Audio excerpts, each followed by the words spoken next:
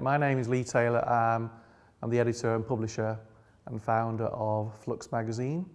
We're a magazine based in Manchester, but it's now become national and international. It started more as like a proper little fanzine with black and whitey, and just kind of sold in a few little shops in Manchester.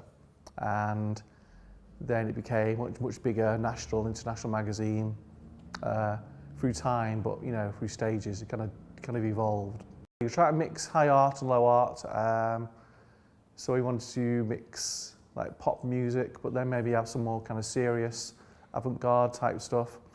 So we might have an article on, not mainstream, but a more interesting film that was coming out. But then we'd have an article on like young filmmakers who were trying to make a film just locally in Manchester. So we're trying to mix things around a bit, really. We had no problem getting people to write for us. It was more getting the right kind of people that was a bit of a struggle.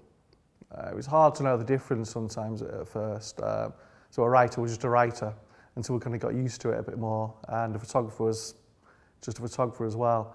As time went on, we started to realise that we needed a certain kind of sensibility, a way of thinking, kind of attitude to the writing and the photography as well. What I think makes a good writer is someone who's got their own sense of style, their own sensibility. We do have writers who come forward, as I say, who we've got a kind of generic style. And I think a lot of universities nowadays will teach people to try and hit all markets, try and suit all audiences. And the problem with that is that 60-70% of writers all write in a very, very same kind of restricted style. We always want people to kind of like slightly go off on one, have some kind of passion, some kind of spark about what drew them to the subject in the first place. Otherwise, it can come across as just like any old writer writing about any old subject. Sometimes people make it very, very quickly. Sometimes people make it very slowly, like years later.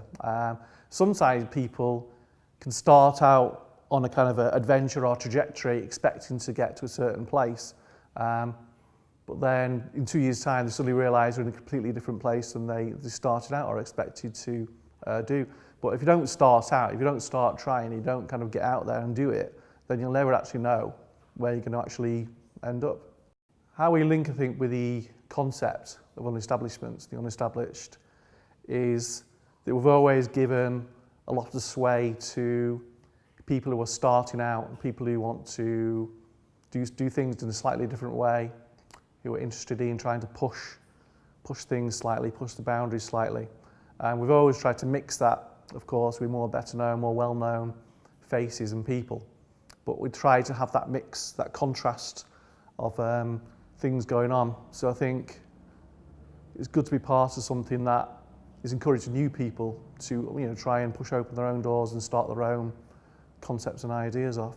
I think some people are sometimes suited to get a job in the creative industry as being employed by somebody else.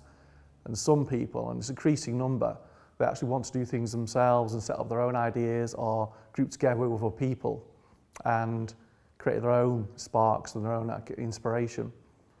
We were lucky, but all the people around us were those similar kind of people who were almost like almost like compelled to create something themselves.